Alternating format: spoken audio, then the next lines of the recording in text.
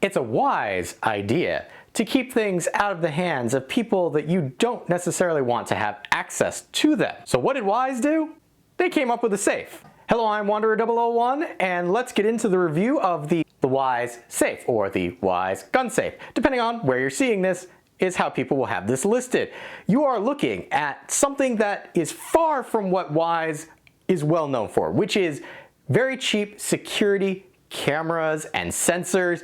This is a vast departure from what they normally manufacture. In fact, when they first had rumors of this coming out, I was very surprised that Wyze thought that they would dip a toe into this particular field of smart devices. And that's one thing I can say about this particular device compared to other safes like it, is this is a very smart device. There are lots of things that we're going to talk about that make this stand apart from other things like it. But first things first, let's talk about our general construction.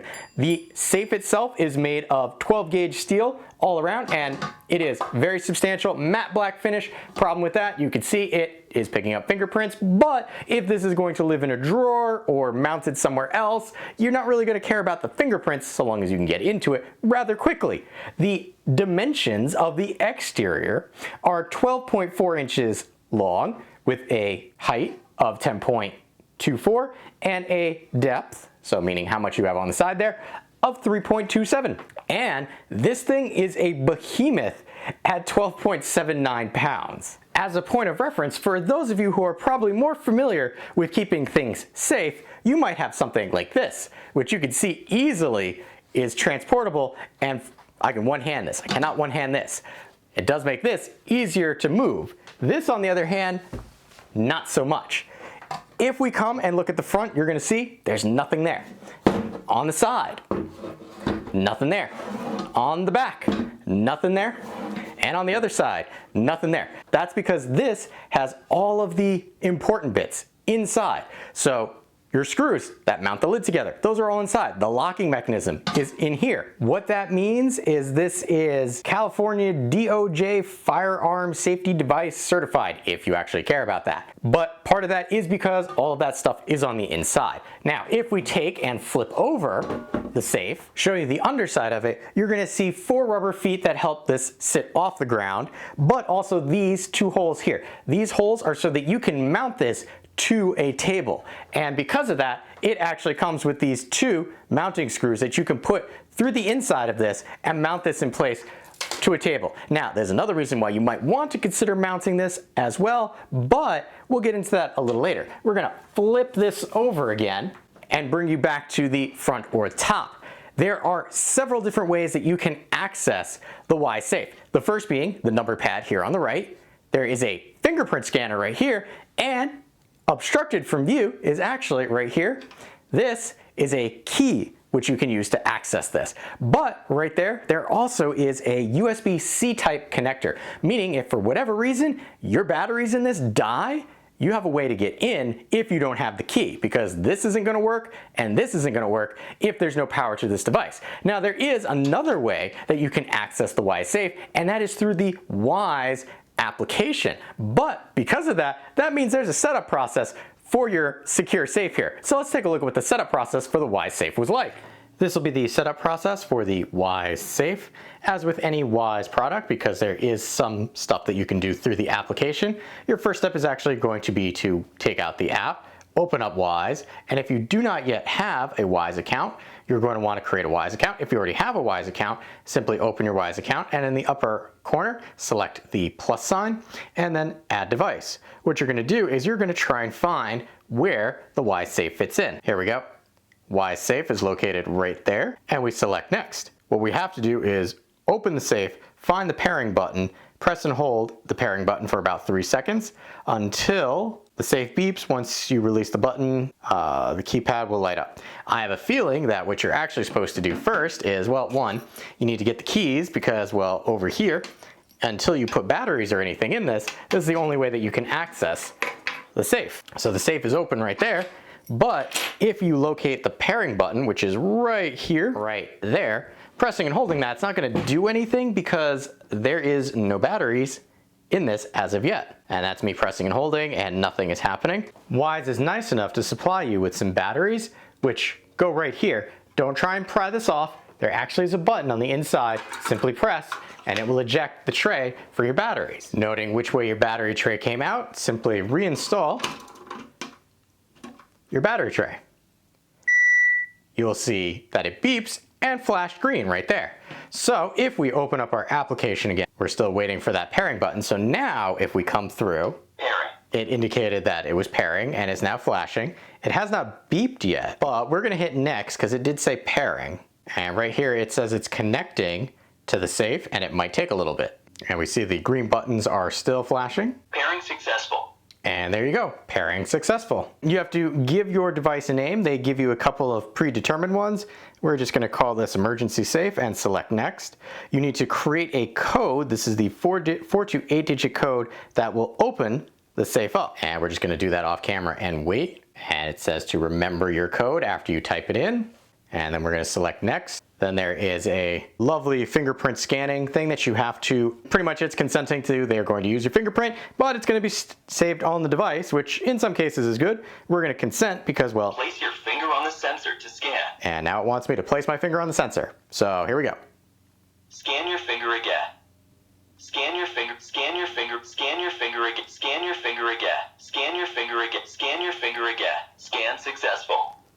They kind of do that 8 times, different parts of your finger, just to make sure that it gets all aspects. And of course, the one day that I cut my finger at work is the day that I was going to set this up. We're going to select finish. App lock setup required, so we're going to set that up. So if you have the Wyze Safe as part of your Wyze app, in order to access the Wyze Safe features in the app, you need to set up a separate PIN code just for the application to access this. So that is a 4 to 8-digit code, and it's showing that the emergency safe in my case is unlocked. If I type that, it locked it. However, can't really do anything because, well, that's open. So we can go unlock, and it makes a noise and shakes quite a bit and shows you right there in the app, but the app is for another day. So that was the setup of the Wyze Safe using the Wyze app. There you saw, fairly straightforward, and I actually really appreciate the security forethought that went into something like this. One of the first things that I thought of when Wyze came out with this was, well, obviously anybody who's got access to my Wyze app is gonna be able to get into my Wyze Safe. Not so, you've got that extra PIN code that you have to put just to access the Wyze Safe on the Wyze app. So as long as you have the keys for the Wyze Safe hidden away somewhere secure and not inside the safe, you won't have to worry about that. This also flops back into place and kind of feels like it's magnetized. I kind of like that, but I digress. Coming across to our other ways of opening the Wyze Safe, we've got our number pad here. The number pad, through, again, the Wyze application, can have up to 50 unique pins. So you can tell who's always accessing your device without having to give them your master PIN code. Likewise, you have the fingerprint sensor right here, which can have up to 20 unique fingerprints. So you can do all 10 of yours and then have somebody else have access as well. Now, one of the things with the fingerprint sensor, which I do appreciate, is the fact that Wyze states that this is on device only. It does not get sent up to the cloud, which to me, considering some of the things that you may have heard about Wyze in recent years, is a good thing. I don't want to send them my fingerprint. Let that live on the device. I know I've talked a lot about the exterior and how you get into it, but you're obviously going to want to see what's it like inside the Wyze Safe. So let's take a look. And there is your sizing. Big enough for one full banana and a candy bar. In all honesty, I will have over in the corner linked unlisted playlist with several different types of firearms that you could fit into this. I just didn't want to have that rolled into this video, which would then cause it to be demonetized and not shown. So if you're interested in a full array of different size firearms, link in the corner there for that unlisted video. If not, banana for scale. Despite that little funny interlude, this is the interior of the Wyze Safe. There is a foam pad in here, egg crate foam pad comes out. You can see right here and here, those are going to be where you can put those mounting screws through. And then you have your tamper resistant lid right here, which shuts into there, and then the lid actually being there. The sides are felt lined, front and sides, not the front here. This is not felted. However, on the interior, and we're just gonna do this and kind of bring that down, there are actually lights. Let me turn off my spotlights here give you an idea, a little out of focus, but there are 2 internal lights in there to help light whatever you might happen to have in the safe. One thing to consider with this safe is actually how it's been opening. You might not be able to see it that well on camera because I've been holding it, but it really moves a lot. So if you don't hold it down or have it mounted, it's gonna jerk a lot. However, you might have also noticed that if I put in an incorrect fingerprint or if I typed in an incorrect code, it would flash red. But there's also an alarm. So if I keep doing this, there's an internal speaker that says safe is locked out. Please try again in 5 minutes. And then you get this beeping. Now, the only way to turn this off is let it run its cycle, or you put in your correct code or correct fingerprint, which putting in my code allowed me to stop the alarm from going. Now, aside from shaking, and that's partially because this is a very sturdy safe, the lid itself, because it opens thusly, depending on how you have this situated in a drawer, you might not actually be able to get this fully open, as you can see here. So depending on if you've got a fancy drawer that has a stop in it and prevents you from pulling your drawer out all the way, or even if you could pull your drawer out all the way, this is very heavy, like I said, and might tip the drawer out onto your foot, and then you can't get into what you were trying to access. So that's slightly problematic. Some things to consider with this. Now, if we bring our safe into view a little more, we've got a felt liner on the top there, and then if I can bring this around and I will set it off again to open it up. So you can see there are our lights, and then during the setup process you saw me reach in here and touch the sync button. Well, right here, these are our batteries, and one thing that I haven't seen anybody else talk about with the Wyze Safe in regards to the battery, and that partially has to do with the fact that you can also open the Wyze Safe with the application, the Wyze app. This connects to your phone via Bluetooth. It sends information to the phone. You can open the safe via Bluetooth. So that means you have to be within proximity to this to open it. You cannot open it over Wi-Fi like you can do with other Wyze products. Just think about that. But one of the things that I tried was, well, I left this lying around for about 2 months, didn't touch it, didn't do anything with it. You could still access it with the PIN code, you could still access it with the fingerprint, but the Wyze app, you could no longer open it with the Wyze app. In order to resync this to the Wyze app, I actually had to pull out the batteries there to force it to resync. So again, something to think about. The fact that you have the application makes it a interesting, smart feature, but not something I would rely on. And let's actually use that as a segue to take a look at what you can do with the Wyze app for the Wyze Safe. Wyze app for the Wyze Safe. Here you can see I have my safe all the way down here at the bottom of my list. What you first do is select it, and then it's going to prompt you for the password. If you don't put in your password, it will not let you in. Now this is a separate password than for the safe itself. This is just for the application. And once you do that, it brings you into the app portion for the safe. Now I will state right here at the top, this big unlock button is based off Bluetooth and your proximity to the safe, and I'll be gesturing over to the right because that's where my safe is currently. And I will say I ran a test where I set this up, left the safe alone for 2 months, and when I tried to reconnect via Bluetooth to the safe, it would not allow me to do that. I had to use either the PIN code on the safe or the fingerprint scanner, after which I ejected the included batteries and then put them back in, and then I was able to use my button here to unlock the safe again. So keep that in mind. If you're storing this for long periods of time without actually connecting it to the app, you might have to reset things by unplugging the batteries like I did, which in my opinion makes this portion of the application a bit of a gimmick. I will say that after I reinstated it, all these actions that I did in fact get pushed over to it. So here you can see actions, closed, open, that's what I just did via the button here. The unlock via the app, here's the owner, here's via a test code, which is something I'll show you in a moment, via the app.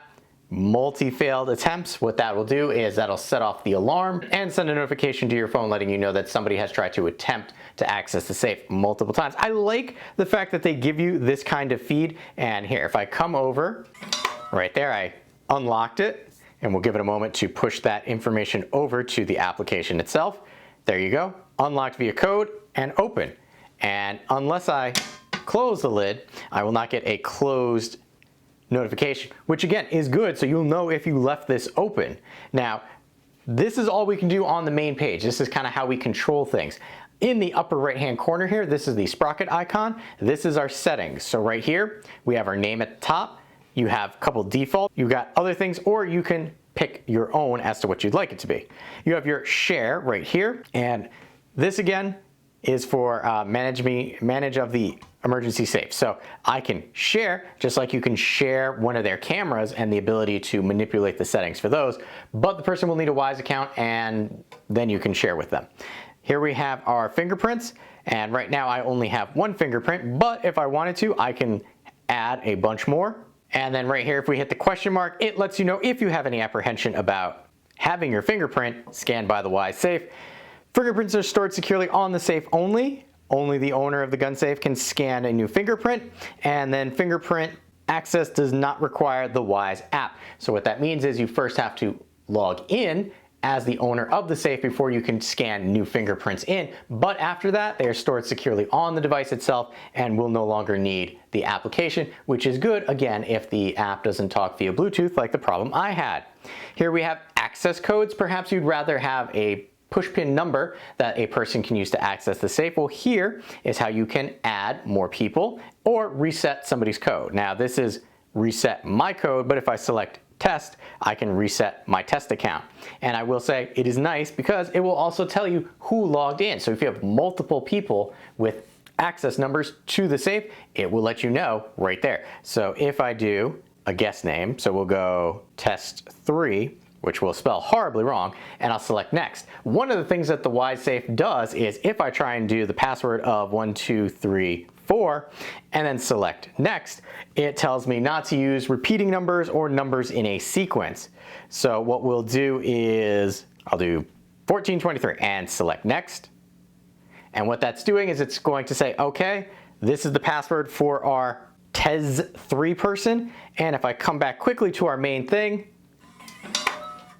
we'll give that a moment to show up. There you see TES3 unlocked, and then I'll close, and one more time. I'm gonna open with my other test account, and then close, and that's, again, what I like. It tells you who the person is who opened it. And then one last time, using my account, there you go. Back up to our settings. That was our access code. Here we have our sound settings. So we have sound on or off. That's going to be the chirp to let you in or out. And then you have normal and high. Perhaps you heard that off camera. Just letting you know what those sound effects are going to be like. Coming back, we have our light settings. So you have your keypad light. Well, will the keypad light up as you type? Interior light. Do you want to be able to see what's going on in the safe? And then interior light timeout. 10 seconds, 15, 30, up to a minute. 10 seconds is pretty good. I'll pop it up to 15. You heard it chime, letting me know it was doing something. App lock, here we go. Create a new app lock code. So this is the 4 to 8 digit code that you need to get into the application. I'm not going to redo that, but just know as part of the setup process, you did have to set up that app lock code. And then device info, lots of sensitive information in there. Not going to show you that. And then Wyze support, selecting that. You've got help center, begin troubleshooting, and then submit logs for your particular device. I might submit that Bluetooth thing just to see what they say.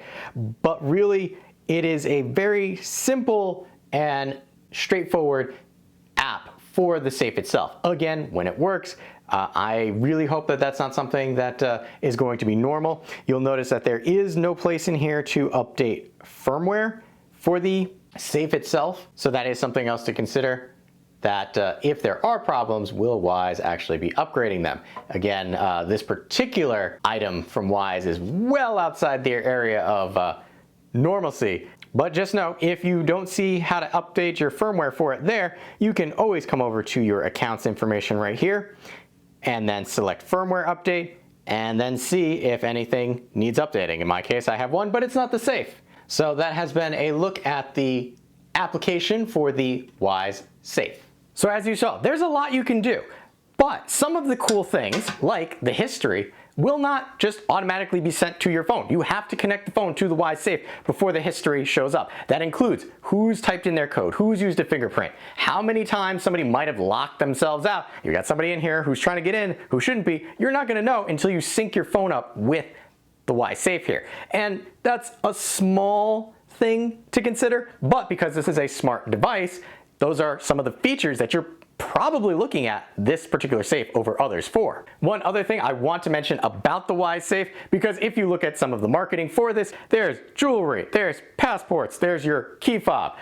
The safe itself is not fire resistant, it is not waterproof in any way, shape, or form, it is not RFID proof. So if you're trying to get this to keep your key fob so that people don't like try and trigger your car, this isn't the device for you. This is merely a device to secure things that you want to keep secure. You want to slow down somebody from getting at stuff. That's what this is for. All those other technology features are great if you like technology features. If you're just looking for a simplistic safe, there are other options out there.